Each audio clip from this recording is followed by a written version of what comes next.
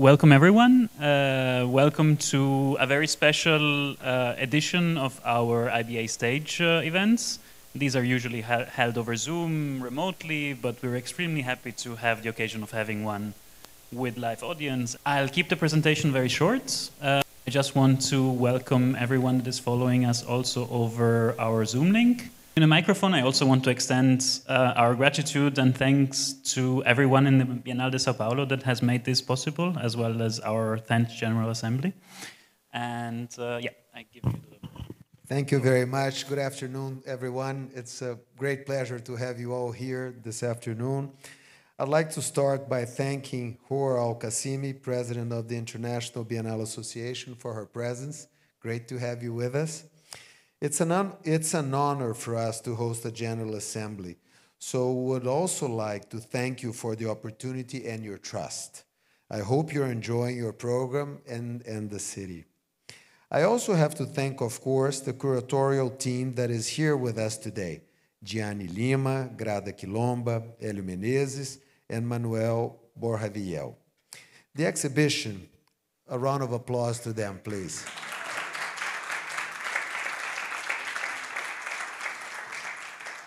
You haven't seen it yet, but they deserve it. Anyway, the exhibition, which has been given the intriguing and captivating title of Choreographies of the Impossible, is beautiful, and we're very happy, proud, and eager to welcome our audiences in this opening week. As you all know, the first edition of the Bienal de Sao Paulo took place in 1951. At the time, there was only one other Biennale, the Venice Biennale.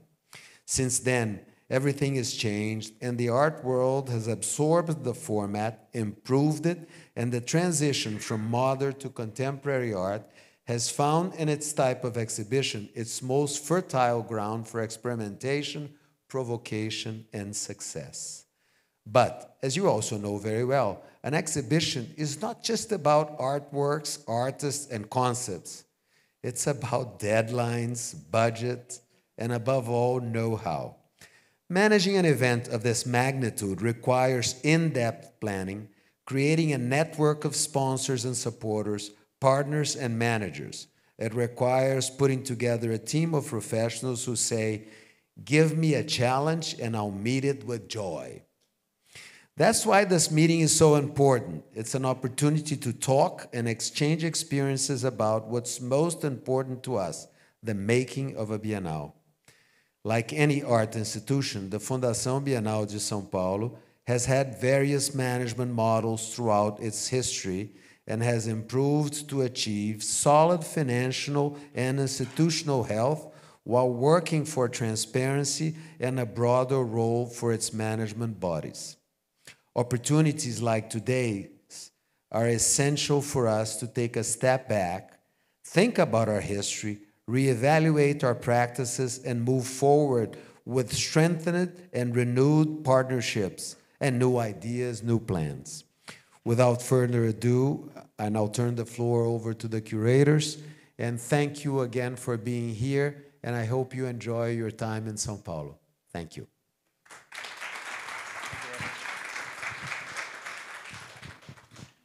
Thank you very much, José Olympio, and I would like now to welcome on stage the curators of the 35th Sao Paulo Biennale, starting from, well, I'll go in alphabetical order as I was given. So, Manuel, Borja, Villel, Grada Kilomba, Diane Lima, and Hélio Menezes. It's absolute pleasure to have you with us. Yes. And of course, we understand a day or two before the opening, you must be thinking more of the Biennial than this, but we absolutely are thankful for the time that you're taking to talk about it. Thank you very much. Should I start?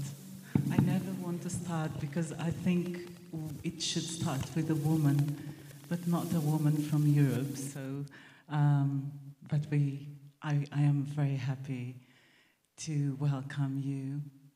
I am really very touched and very honored and very proud of the work we have done.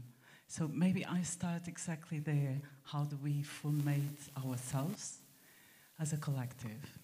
And why that became so important to design what is called the choreographies of the impossible. We wanted indeed to work with an idea that in the present moment, chronologically, the challenges that we face demand not that we affirm what we already know, but actually to question what we know, and also to question what we do not know, and why, and how this is intimately linked with power, with exclusion, silence, violence, and this is how we formate ourselves as a collective that do not know each other, is heterogeneous, and challenge not our knowledge one with each other. I'm an artist. Manolo has been a director of museums since decades. Diane is a curator. Hélio is a curator and an anthropologist. So we have been really involved in a conversation of what is knowledge and what we do not know, and how to create a structure and a platform where new questions can be formated and elaborated.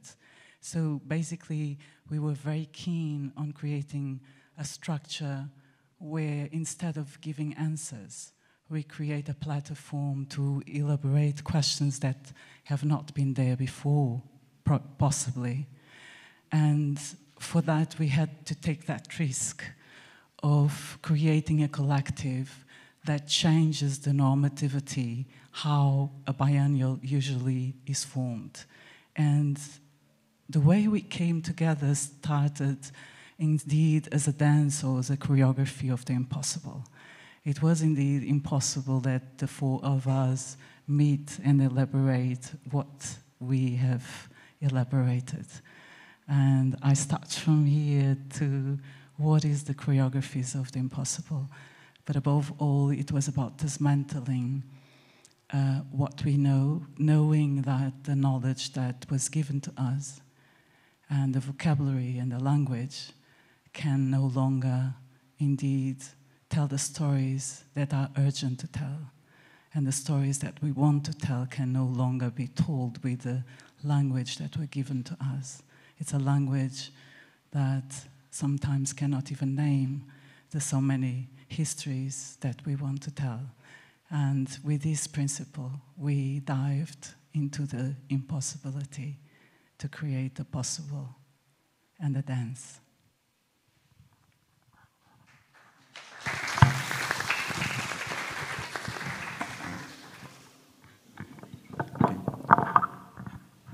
Okay, thank you.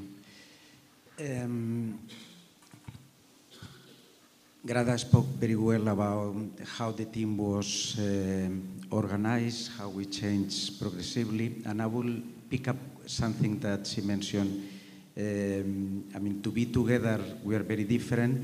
It implies not only knowing things that each other didn't know, it also meant to unlearn what we think we know. I think that was very, very important.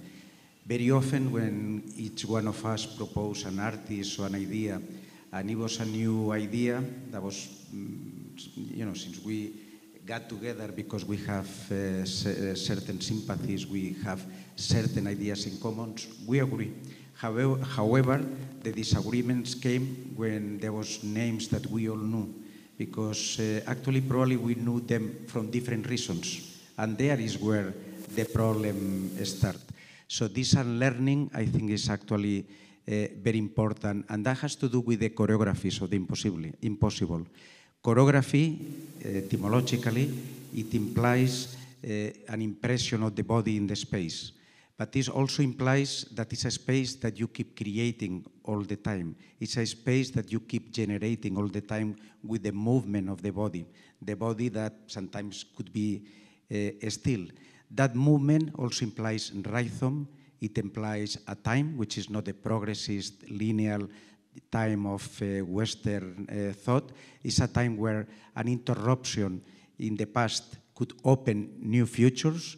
So that's one element.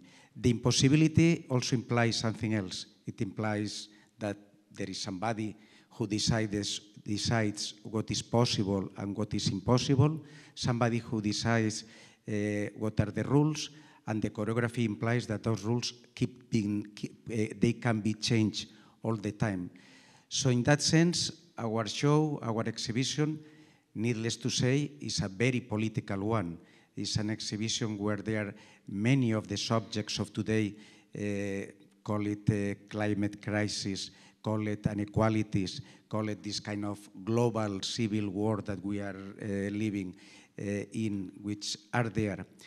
But it's not an exhibition which is masochistic. It's not an exhibition that recreates itself in the pain, which is in a way the art system very often duplicates what it criticizes. It's an exhibition that opens through this choreography new ways. It opens the possibility of imagining things that we didn't know. That's only possible when you work together, when you work in common. And that's only possible when you work in common through affection. Affection, of course, cannot be understood in an immanent, sometimes silly way that sometimes in the art world is understood. Affection refers to something that cannot be defined in a category. Affection, it would be the opposite of, I don't know, Shakespeare idea of jealousy. Affection is something where sounds, mysteries go once in relation to another, and where you don't get really answers, which it already will be a limitation. You get questions that keep opening themselves. And those questions that cannot be answered, that's the enigma. And the enigma is the work of art. And that's more or less what we work with. So in that sense, I think this is probably the most political exhibition the four of us maybe have done, but also probably the most beautiful, the most poetical, and the most artistic one. And that's something that algorithms cannot grasp. That's something that is very difficult to censor. That's something that is very difficult to define, to limit. And those are the choreographies of the impossible. I hope you enjoy it as much as we enjoyed doing it. Thank you.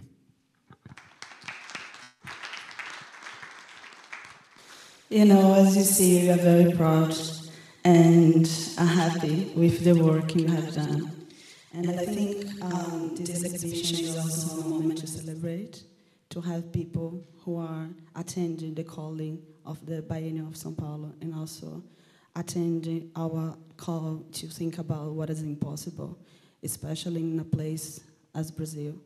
And I think I will start also to bring the difference as a place where you really looked for to think about methodologies, how the curatorial practice can face the difference that we have, as we see in the way we speak, the language we speak, but also the way we speak through the space, how you have been choreographing the exhibition in the space, create narratives, which is not considered from the themes and categories, but how, I think it was that question you made, how we can choreography without these categories, without the themes, without the determination of how we have been doing exhibitions. And it came with a very intimacy relation through us, and this intimacy also brought to us the chance to dive in the works, to really understand how you can connect and create relations with the work in another. So I think you're going to see a lot in this space, especially because I think there is some very beautiful element that's the sound. So I really invite you to listen the sound of the exhibition. Since you start the path in the ground floor to the third floor, we can see how this choreography was made also through sounds. And I think other special moment for us was to understand how can we have this relationship without violence? How can we create relation or understand some works that I have some desire or I have some way to look without to have the violence as a mediation of the relation. So I think also it's very beautiful now to see how the works speaks with each other through colors, through equilibrium, to vectors, to lines, and also to see how the works are very creating, maybe, I don't know, I think sometimes it's hard to explain something that was very experimental. I think the exhibition was about an attempt at trying to do something that wasn't possible so far. And also, I think we have a chance to see and to look back to the exhibition in the next years, to learn with them, to study with the artists to the next years. And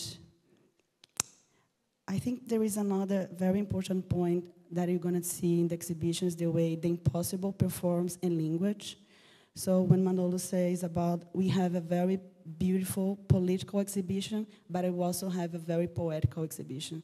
And what I think what we thought for was like, how can we organize, how can we reunite all these works here without the question about representation? How we also see this impossibility to perform in language, perform in the way, in the materialities, in the territory, in the shapes, in the volumes. So I think this very inviting to radical imagination is very present in the exhibition in many different levels. So yeah, I think it was a beautiful exercise of learning, and I think also brought to us a very good way to think about curatorial practice. And I'm very happy to keep studying the exhibition to the next years because I think it works. So thank you so much. You can keep talking in the, we have more days ahead, and I'll be happy to attend and to talk if you also need. Thank you so much.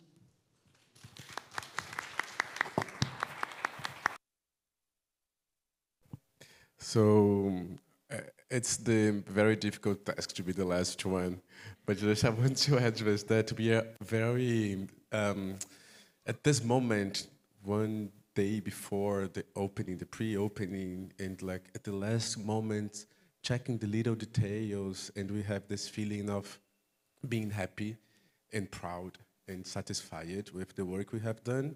Of course, at the same time, it's a moment when I go back to the early beginning and rethink again of so many meetings, calls, Zooms, and etc. And I just remembered of a question that someone we talked with at the very beginning of the process. We discussed it with some poets, curators, artists. And I remember one of them questioned us back saying, why do you think it's still important to curate, to organize a biennial nowadays? Why to make it? What's the reason to curate, to make a biennial? Is it still important? And we remember that at that time, we thought and rethought many times about that question. For what purpose are we doing that? For what purposes are we doing that? And from 1.5 years, more or less, from that question to today, to this moment, one day before the pre-opening, that question, for me at least, we finally can answer that question. Or make new questions based on that first question, because we have developed, as José Olympio had said, it's not only an exhibition, it's something bigger than this. And we really consider this biennial as a platform for education, for example, a platform for relating with some specific spaces that we do believe that create a kind of collective gestion, a kind of collective political gestion of their own territories. So based on the idea of movement, of choreographing the impossible, of being able to create an interspace or an inter-time where possibility can grow from the impossibility, from the impossibilities, we have developed a beautiful educational program with the education team from Biennial Foundation.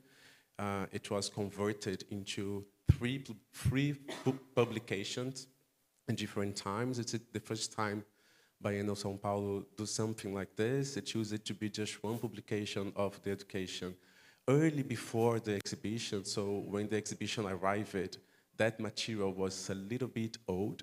So we created, along with them, that idea of publishing before and during and just after the biennial content for schools, teachers, different educational practices. So we are very proud of that. And also we created a relation of a network with some spaces like the new local space in Jamaica, Sertão Negro in Goiás, Brazil, also a collective of Mapuche indigenous residency program in Mapuche territory in Chile. So it allowed us to discuss with them, to learn with them, and also to send some artists to practice and to learn in those places. It created a real network that enriched our process, our concept, and also what you're going to see at the exhibition. So I think that the last thing I'd like to address that is also a development from the same concept of choreographers of the impossible in an educational way, in a network way, but also, as Diane has addressed it, in the architecture that I would like to highlight, because it was really a joy and a good choice to work with Vão architects, because they interpreted our concept and proposed an expography and an architecture to that exhibition that dialogues with the patrimony of this building, of Niemeyer, Oscar Niemeyer thought at that time, but also putting some questions and highlighting especially the curves and not the orthogonality of that building. And it brings to us that idea of suggesting the public, the audience, to go from the ground floor to the first, and then from the first to the third, and from the third to the second floor. So there is that proposition where you're going to feel with your body how the architecture is very minimal in the sense, but very present as well. So after all this month, since this 1 year and a half, seeing these things going on, it's the time to see and why as biennial is important. And I think, at least for me, it was very important to develop this learning with my dear colleagues. I really love you, and I've learned it with you in a very gentle way, so thank you publicly for that. And also to create that possibility of a distribution of power, a distribution of knowledge, a distribution of economic access to a big range of artists that have never been at this place. And they should have been here before, and now they are. So thank you, and I really hope that you're gonna like it, as we are really loving this as well. So thank you so much.